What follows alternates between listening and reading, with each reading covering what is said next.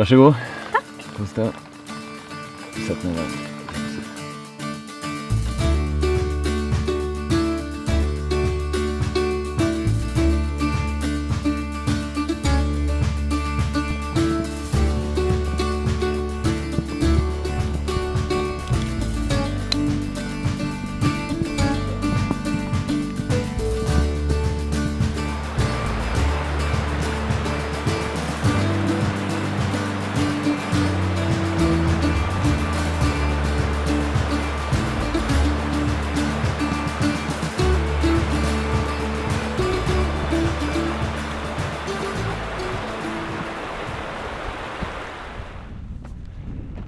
We are on Northern Europe's largest mountain plateau, the Hardangervidda Plateau. The Hardangervidda, which is also a national park, Norway's largest, lies in the western or central part of Norway.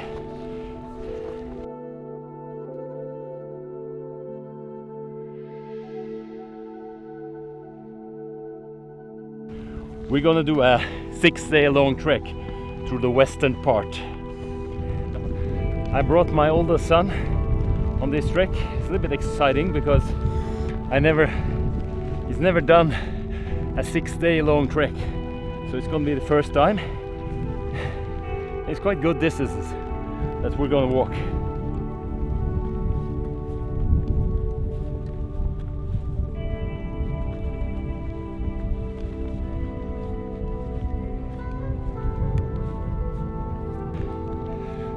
Today it's raining. Yesterday, as we came into the park, the weather was perfect, so we'll see how it's gonna be. But I'm trying to teach him that not to fear rain too much. When you're doing outdoor activities, being wet is part of the deal.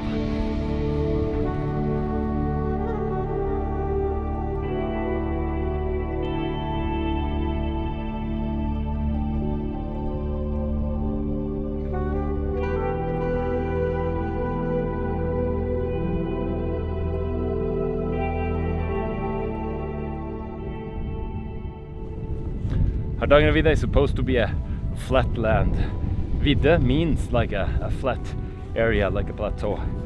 And if you go to the eastern and western part of Hardangervidda, it is flat, really. It's just this western part that is a little bit more hilly and more mountains.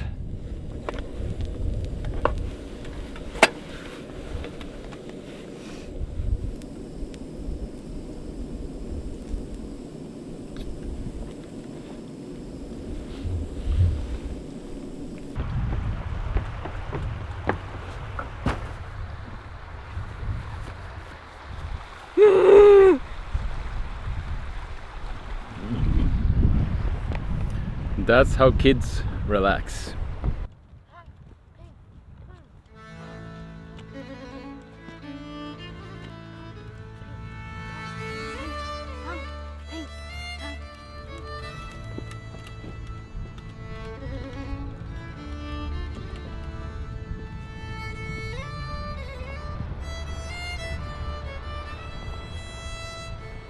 Now, we just passed Hedlo Mountain Hut. That's one of many mountain huts where you can sleep over.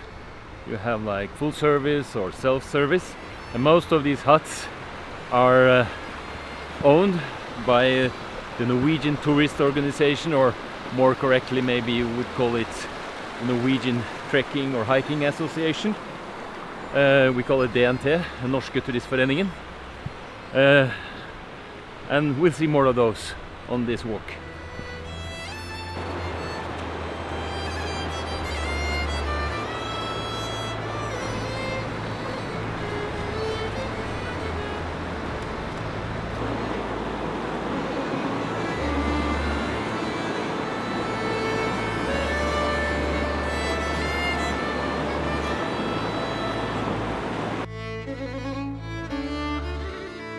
Hardangervidda has always been an important resource for the people living around the plateau. And back in, I guess it was around 17th century and so on, an extensive mountain farming started to become more and more normal. I guess their heights was around in the middle of the 19th century. and it still is. I mean, in the area here, there's a lot of sheep still, though it's less than what it used to be. But still, you meet sheep on your walks, so it's kind of charming. And you can also see these old mountain farms, some very, very old, and some is a little bit more new and still active. Gives an idea that this is not a wilderness, but this has been an important resource for humans for thousands of years.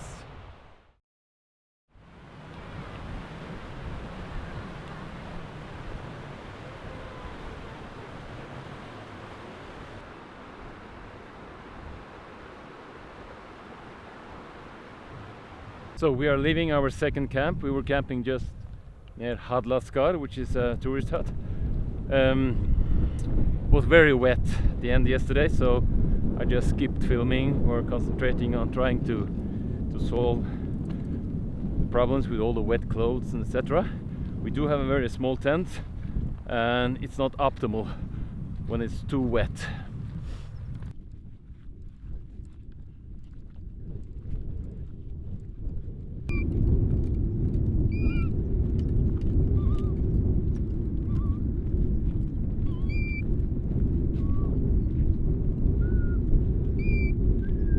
Finding the way in the Norwegian mountain is not that difficult because they are normally well marked. You can find these red tea and often cairns as well. And the organization responsible for this is DNT, the Norwegian Tourist Organization, the same organization that has many of the mountain huts, tourist huts on the mountains. And the cool thing is that this is very often done on a voluntarily basis to mark those paths.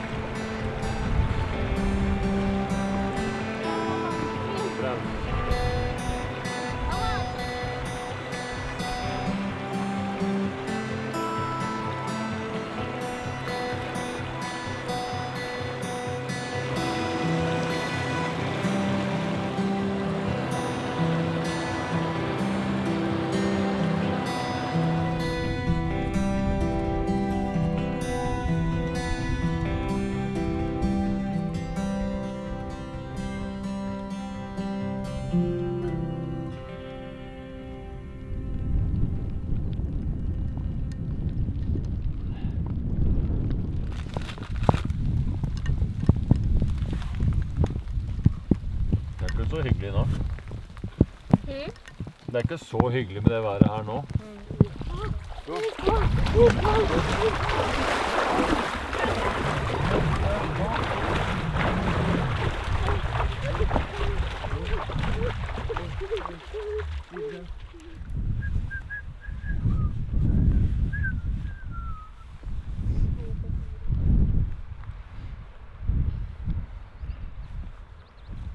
The weather suddenly turned worse, strong winds and hard rain, so we just decided to put up the tent quickly and just get inside, and we'll just stay here and see how it goes. If the weather's gonna cool down or if it's gonna stay like that, maybe we have to camp here. We'll see. How are you? You okay, Adrian? Yeah, that's good.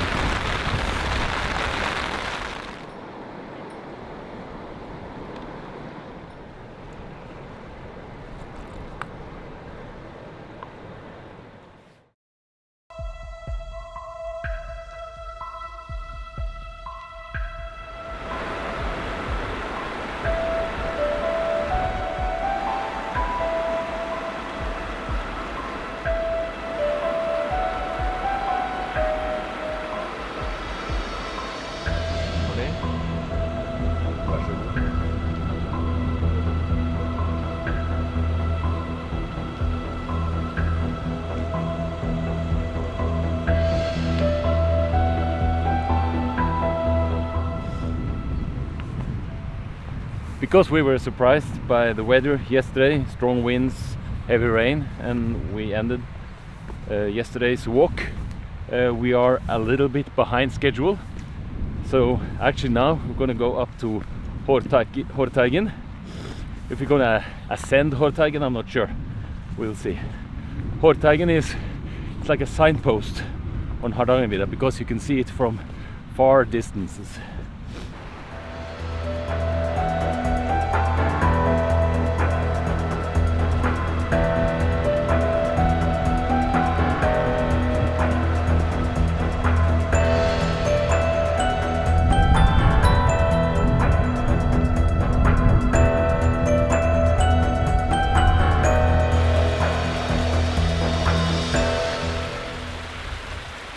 We have reached Horteigen in the back here. It's not the highest point on Hardangervidda. I think it's 1,690 meters. There is Sandflóegi, which is a little bit taller, a few meters taller. We'll see if we can ascend. The weather is getting a little bit better, so that's a plus. So yeah, it's a very cool mountain.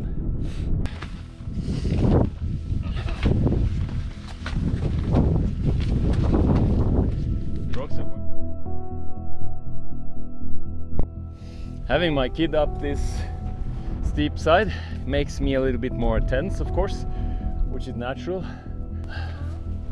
Vi skal bruke hendene. Vent på meg. Si fra når du kommer opp på toppen. Ta 2 hender rundt hodet. Er det glatt? Ok, gå rolig, langsomt. Helt innerst, for det er glatt.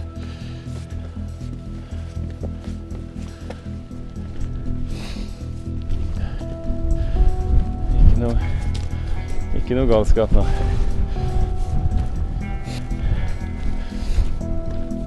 Det her er en bragd. Bragd er at du har gjort noe veldig bra. It's been a tough walk. But this is definitely a victory for both of us.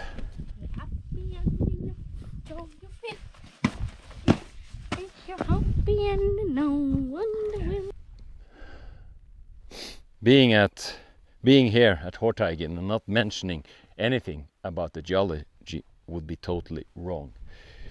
Horteigen is a leftover of a layer that was pushed over what is today's Hardangervidda like 400 million years ago. Then you had a very slowly collision between continental plates, and that collision created what we call the Caledonian mountain chain.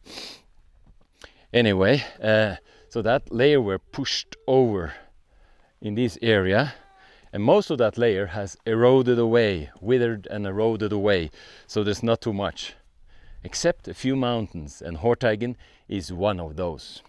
We're reaching the summit now, 1,690 meters above sea level. I've been here before, but it's the first time for my son, and I'm proud. I'm a proud father.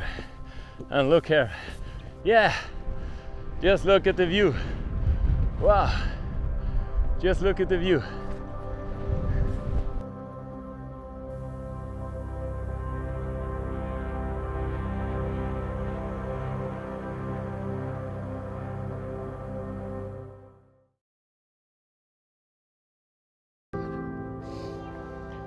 Pooh, we're down. Oh. Adrian, a hug. Bra. Jeg er stolt av det. Now, first of all, being on top of Horteigen with my son was great. But also, I was a little bit tense and very careful as you go down here. I've been working as a mountain guide for a long time before, so I'm quite used to this, but be sure if you bring a kid up here, especially when you go down again. Okay, but that was awesome. Marvelous, awesome, correct.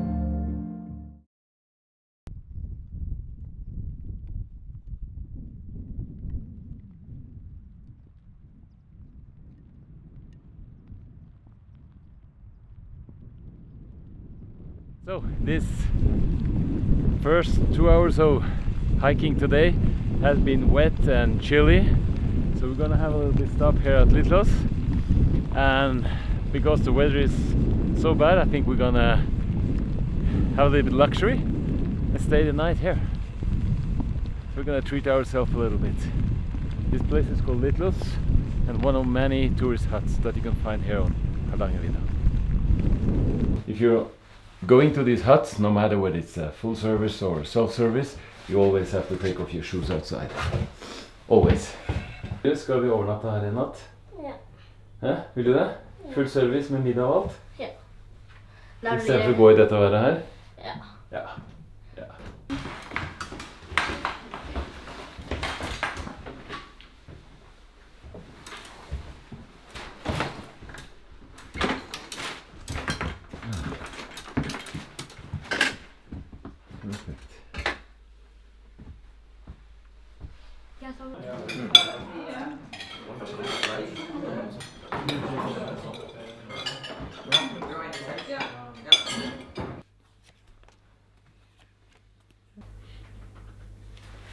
Och så här.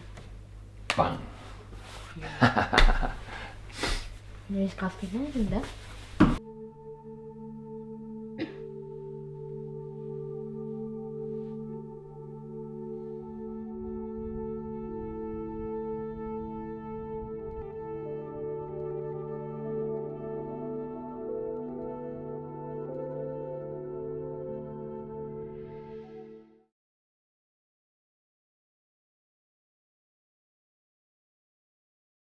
Now Hardangervidda has the biggest reindeer herd in the northern Europe, and here you can see the skull and the antlers.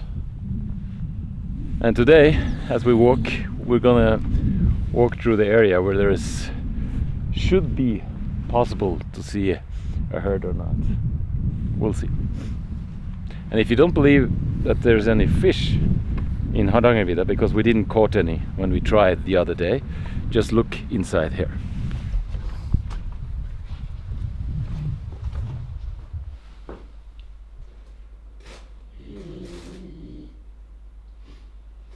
That was a nice day in Litlos, a little bit luxury. Now we're heading further south to an area around Hellevassbu, which is a self-service hut, but we're not gonna stay there. Now it's back to tent and our own food.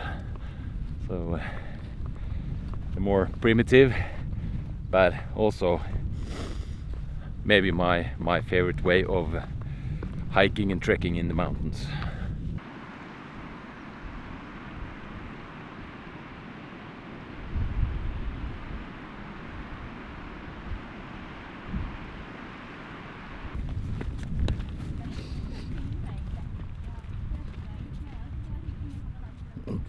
The weather today is perfect. Now we're gonna do what we call a technical rest. That is just to get rid of warm clothes.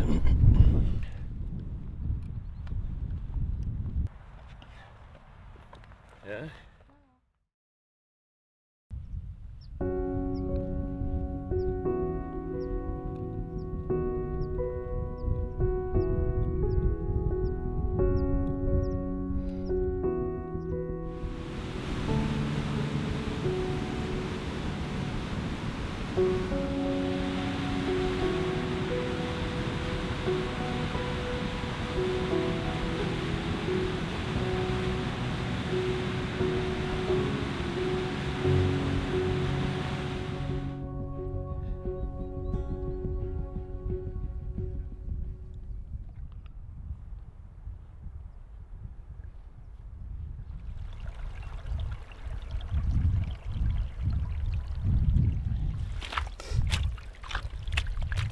So what we see here, the red color is kind of interesting because that's iron. And on the plateau, on Hardangervidda plateau, you have a lot of what we call bog iron. And they have been extracting iron for centuries. They started already around 500 AD to extract iron. It was a quite demanding process. They had to dig themselves down into the bog, like 50 centimeters, and then they had to dry all those masses and then later on heat it up to extract the pure iron. But it's kind of cool to think that they could extract iron. It was an important business, local business, for many centuries. On the plateau there was especially two places where they were processing lots of iron. One in the north around Sysendammen, which was the hugest one, and another one more in the southeast.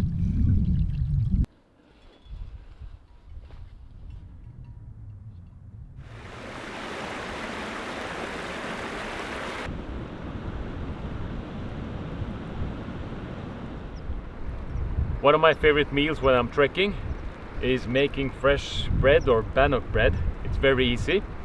I made a ready mix with flour, baking soda, sugar and salt. I just add a little bit water, make a dough out of it, and then make some flat bread, put it on the pan and fry it with lots and lots of butter, and then you have a delicious meal, fresh from the bakery.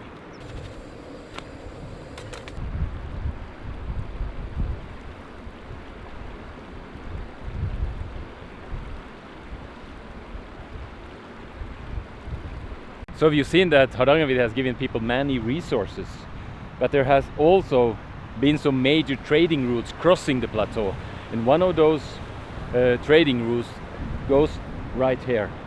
It was called Hardingslep, and they were transporting merchandises from the west to the east, and mainly it was agricultural products, it was horses, etc.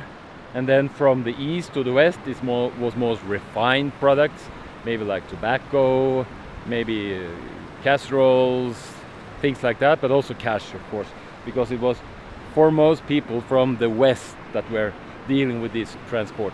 They were transporting the merchandise with horses. They were using a travois.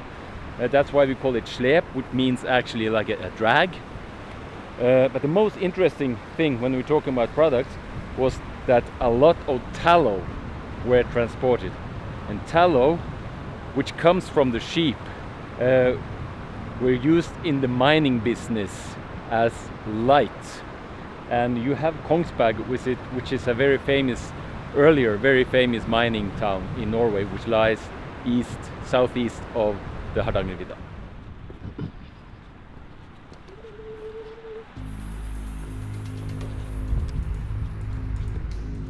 Now, of course, along trading routes you always find bad people, like thieves and robbers, and you did here as well, of course. And there was one bunch that was especially famous, and that was the Velur bunch, and they stayed in this area. So there's a cave not far from here where they're supposed to stay, so we're gonna see if we can find that cave. That would be kind of cool.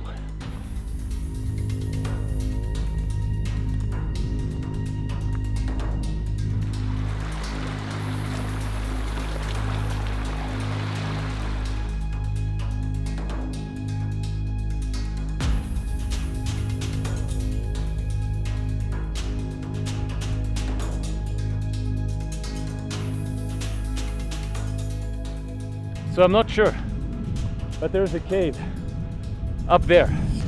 That could very much be the cave of the Velur bunch. Now the Velur bunch was famous for their brutality, killing if necessary, throwing the bodies in the lakes.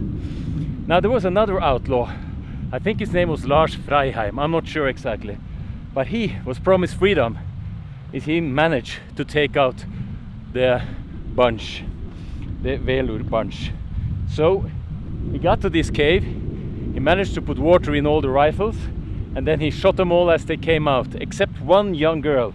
And the story goes that later he married that girl.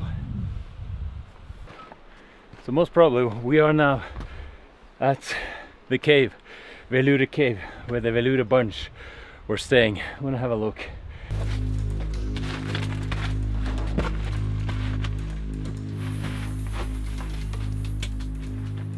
Ser du noe gull? And this is a bigger cave inside here, so definitely it's possible for outlaws to stay in here protected. It's cool. It's also definitely possible to sleep here. Very cool little cave. Velure cave. And here's where the Velure bunch stayed before they were killed by Lars Fredheim, I think. Freiheim, what's his name? You can also see how they had a perfect view over the trading route, the Hardingslep here.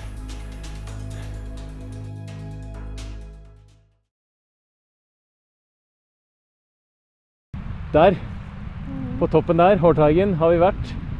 Ja. Hæ? Er ikke det kult? Ja.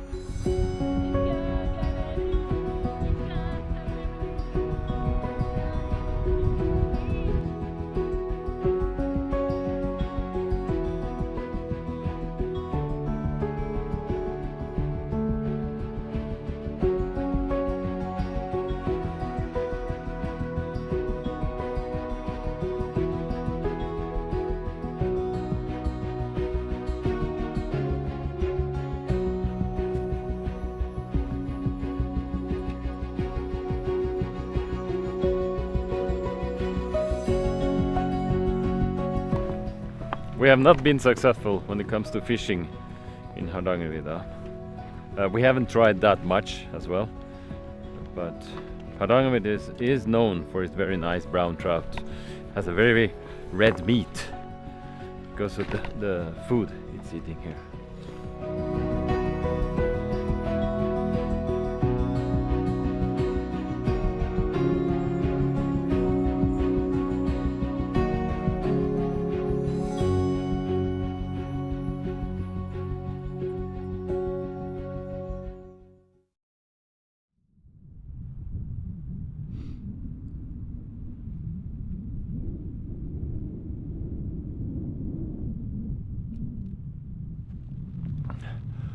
Last camp is more or less cleared.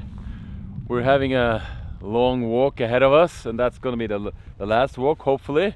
If everything goes after our plan, we'll reach a bus station and then head back home. But it's been a wonderful walk so far. But today, as you can see, the weather again, well, not the best. So when it comes to the weather, you might be more lucky than what we have been.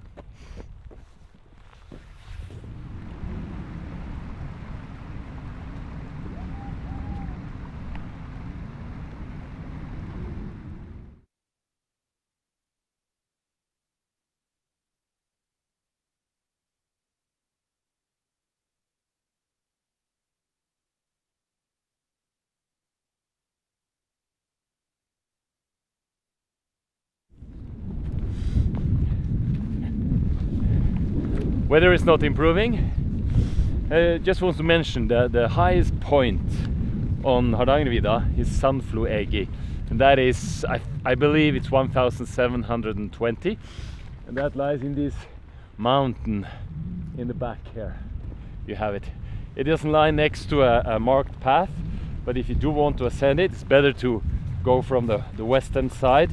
You go from a self-service hut called Middagsbu. So that's the easiest way if you want to ascend that one.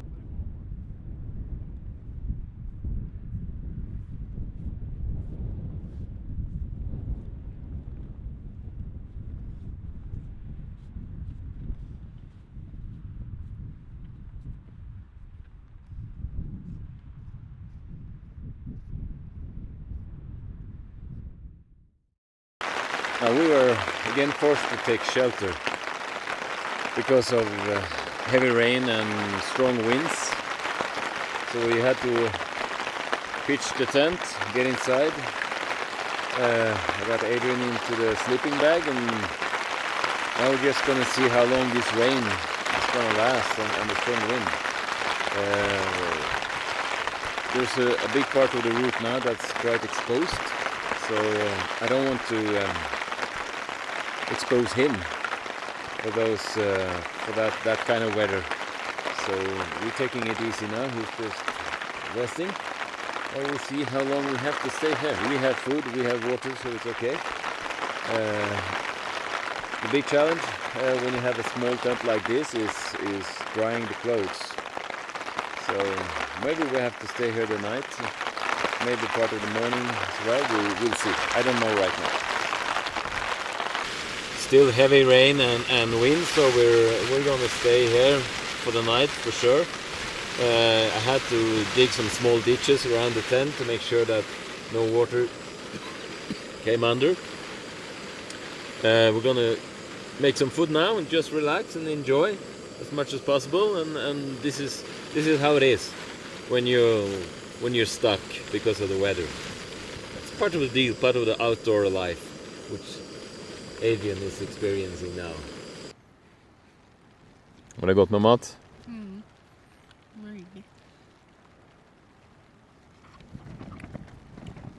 Vi, Adrian, vi klarte jo å komme oss veldig langt. kom oss hit før uværet begynte. Så vi ser at fortsatt så er det et stykke helt ned til Haukeliseter, altså. Så vi ser an været først, ikke sant? Se hvordan det er. Blir det Og skulle det virkelig bli fortsatt dårlig, så går vi heller tilbake til Hellevassbu. Jeg tenkte på at han hadde vært lærer i 3000 år. Det var ikke et ønske som ville havne på min topp 10-liste over ting jeg hadde lyst til. Blir det aldri kjedelig? Nei, sa han. Det kan være grusomt deprimerende iblant, men aldri kjedelig. Hvorfor deprimerende?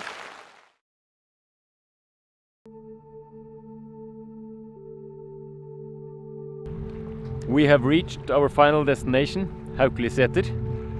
Today I chose to put my camera away so I could give full attention to my son because it was cold and windy. It was very strong wind and rainy day, and we walked 15 kilometers today, so it was a long hike today. And my son has really impressed me. We've been trekking now totally 85 kilometers and he hasn't complained at all. Det kuleste var å komme på toppen av Hårteigen, og det gøyeste var jo å gå på turen. So yeah, I'm a proud father.